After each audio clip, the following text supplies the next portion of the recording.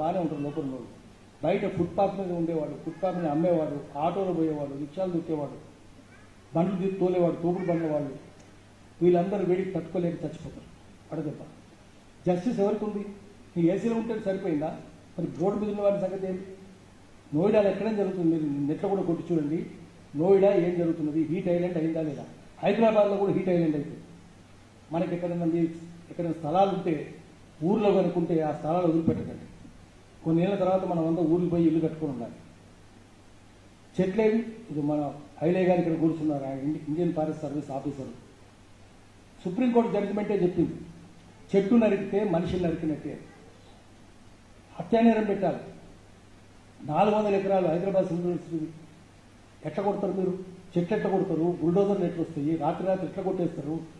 హత్యానేరం పెట్టాలి కదా. మరి ఎందుకు పెట్టట్లేదు? ఎన్వైరన్మెంటల్ జస్టిస్ ఎక్కడ ఉంది? సుప్రీంకోర్టు జడ్జిమెంట్ ఉంది. మధ్యప్రదేశ్లో 2 చెట్లు కొడితే, మధ్య చెట్లు కొడితే ఆదివాసులు ఒక్కొక్కరికి 60 లక్షలు జుర్మానా వేసింది. 60 లక్షలు ఎప్పుడు చూసినారా వాళ్ళు? ఆదివాసులకు ఒక న్యాయం అంటే 1,20,00,000 వాళ్ళు కొట్ట వస్తుంది. ఎట్లా చేస్తారు మీరు? వాళ్ళకేమో ఒక న్యాయమా, మీకు ఇంకో న్యాయమా? అధికారంలో వాళ్ళకి న్యాయమా? అందరికి సమానమే కదా. ముఖ్యమంత్రి నేను ప్రధానమంత్రిని మర్డర్ చేస్తుంటే సరిపోద్దా? సరిపోదు కదా. నీకు కూడా శిక్ష ఉంటుంది. చెట్టు కొడితే మనిషిని నరికినట్టే చెట్టు నరికితే సుప్రీంకోర్టు జడ్జిమెంట్.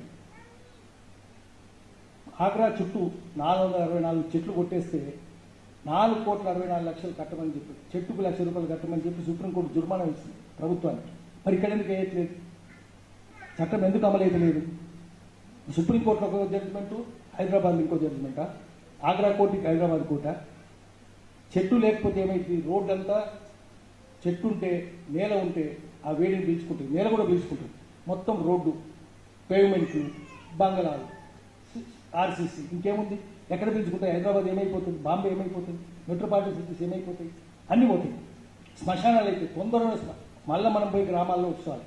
బాంబేలో జనం చెప్తున్నారు, టీవీలో కూడా వచ్చింది, గుడిసెలు చూపించి చెప్తున్నారు. పెద్ద పెద్ద బంగ్లాలు ఉండేవాళ్ళు, 20 కోట్లు 30 కోట్ల బహుమతులు అపార్ట్మెంట్స్ కింది చూసి చెప్తారు, ఓ జుగ్గి జోపిడికే జీవన్ హీ బెహతర్ హై. ఆ గుడిసెలు ఉండే వాడి జీవితమే మనకంటే బాగుందని సంతోషంగా ఉండేవాడు, వేడి లేదు అని. చివరికి గ్రామాల్లో ఉండే వాళ్ళే బాగుంటారు. హైదరాబాద్ అంతా నాశనం అయిపోతుంది. నేను మొట్టమొదటి చెప్పదలుచుకుంది ఏంటంటే, ఈ దేశంలో విదేశస్తులు వచ్చినాక, కంపెనీలు వచ్చినాక నాశనం అయింది. డ్యాములు కడుతుంటే 19 డ్యాములు కూల్చేసినారు. క్లేమత్ రివర్ మీద 4 డ్యాములు 4 కూల్చేసినారు. మిస్సిసిపిలో, పెన్సిల్వేనియాలో 300 డ్యాములు కూల్చేసినారు. ఎందుకంటే ఒక్కసారి డ్యామ్ కడితే పర్యావరణ న్యాయం ఎక్కడ ఉంటుంది? కింద ఫ్లోరా ఉండాలి, ఫౌనా ఉండాలి, చెట్లు ఉండాలి, చేపలు ఉండాలి, మనుషులు ఉండాలి.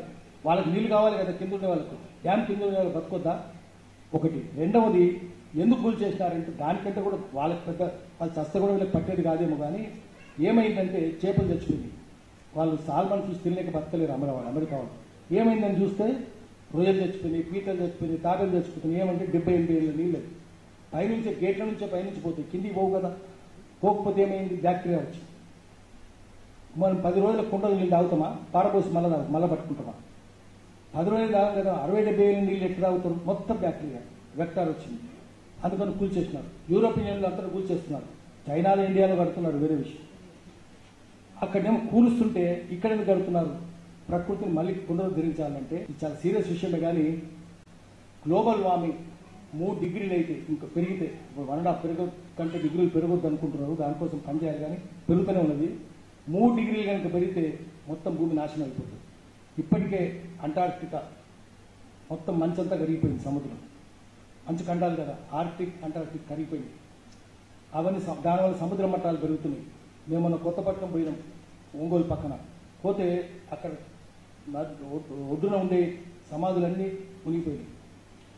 అక్కడ లైట్ హౌస్ ఉంటుంది, పక్కన బ్రిటిష్ వాళ్ళు కట్టింది. ఆ లైట్ హౌస్ దగ్గరికి నీళ్ళు వచ్చినాయి, కిలోమీటర్ దూరం ఉండేది. ఇంకా పోవట్లేదు, 10 ఏళ్ళుగా వెనుక పోతలేవు, మునిగిపోతుంది. ఏమైంది దీనివల్ల అంటే, నదులు ఇప్పటికే 140 దీవులు, లంకలు ఉంటే గోదావరిలో నీరు వెనక్కి తన్ని 30 అంటే అన్ఇన్హాబిటెడ్, మనుషులు లేని లంకలు, 30 లంకలు మునిగిపోయినాయి. గోదావరిలో మునిగిపోయినాయి. గోదావరి మధ్యలో ఉన్న లంకలన్నీ పోయినాయి. చివరికి ఏముంటుంది?